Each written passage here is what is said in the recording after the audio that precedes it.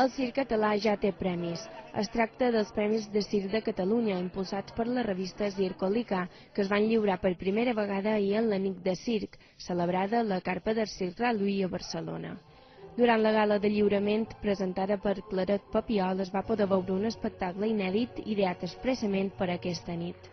Els guardons van distingir el muntatge Xeleandre, del pallasso Leandre Rivera, com a millor espectacle de circ de carrer, i en Filet, de la companyia Plex, com el millor espectacle de circ de sala.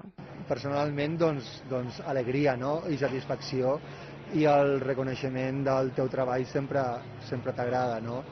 A nivell professional, la mancança que té el circ respecte a altres arts escèniques, si ara es va ajustant una mica o anem fent feina, doncs contem per doble part, no? Els primers Premis de Circ de Catalunya van reconèixer la tasca feta pel Circ Reluí i per l'Ateneu de Nou Barris, a més del director Adrián Schwanstein i els muntatges Rococó Bananas de Los Excéntricos, Merci Bien de Mumusic Circus i de Boris Causa d'Escarlata Circus.